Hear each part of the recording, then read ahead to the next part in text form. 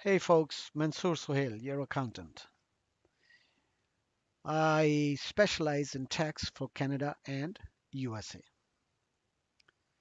My today's presentation is for educational purposes only, and I will be talking about working capital today. So, what is a working capital? When we subtract current liabilities from current assets, we get working capital. What is an asset?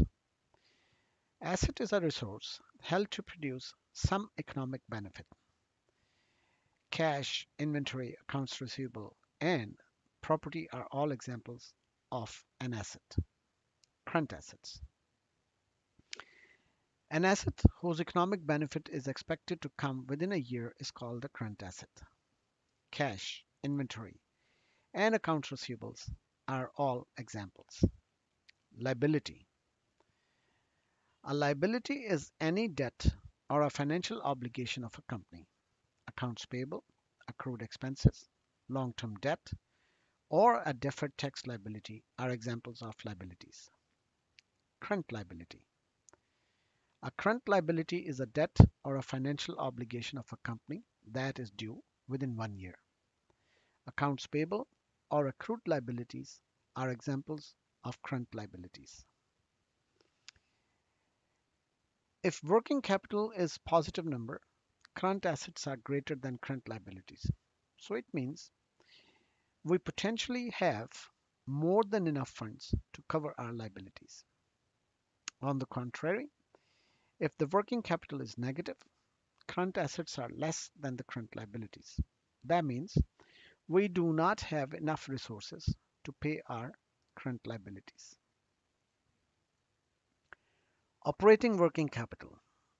Operating working capital is defined as current assets less current liabilities. We do not include cash or cash equivalents as part of current assets, and we do not include debts as part of our current liabilities. Cash equivalents. Assets that can readily be converted into cash are called cash equivalents. Money market holdings, short-term government bonds, treasury bills, marketable securities, and commercial paper are all examples of cash equivalents. If we remove cash equivalents, we are left with accounts receivable, inventory, and prepaid expenses. If we remove debts, we are left with accounts payable and accrued expenses. Operating working capital helps track how well a company is managing its cash generation from day-to-day activities. As an example, if accounts receivable is increasing year over year, it could mean that a company is facing collection problems. But it can also mean that accounts receivable is growing because company's revenue is growing. This could be a good indicator of strong business growth. A measure of days to track how well are we collecting our receivables or paying our bills can give us a good comparison. Days are measured by dividing the receivables or payables by its related income statement item and multiplying by 360. Operating working capital. Let's take an example now. Let us say a company had a revenue of 100,000 and a balance of account receivable is 25,000 in 212. Income statement items we have, for example, revenue is 100,000, cost of goods sold is 10,000, operating expenses is 85,000. This would leave us with EBITDA equals to 5,000. Operating working capital. So accounts receivable, we have 25,000. Inventory, let's say we have 7,500. Prepaid expenses, 1,000. Accounts payable, 12,500. Accrued expenses, 15,000. Our net working capital will be 6,000. Percentage of accounts receivable equals 25,000 divided by 100,000, that is the total revenue, it equals 25%. Multiplying this number with the number of days in year is 25% times 360 equals 90. So an average 90 days are outstanding in a year from this calculation. As a rule of thumb, many companies require customer receipts to be paid within 30 days. So 90 days could be considered on a higher side.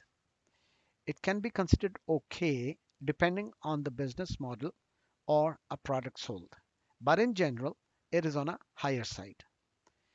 Use of 360 days instead of 365 days makes our modeling simpler. Formula for account receivable days. Account receivable days equal accounts receivable over revenue multiplied by 360.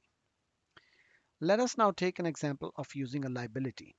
Let us say accrued expense balance in 2012 is 15,000. The 2012 operating expenses equal 85,000.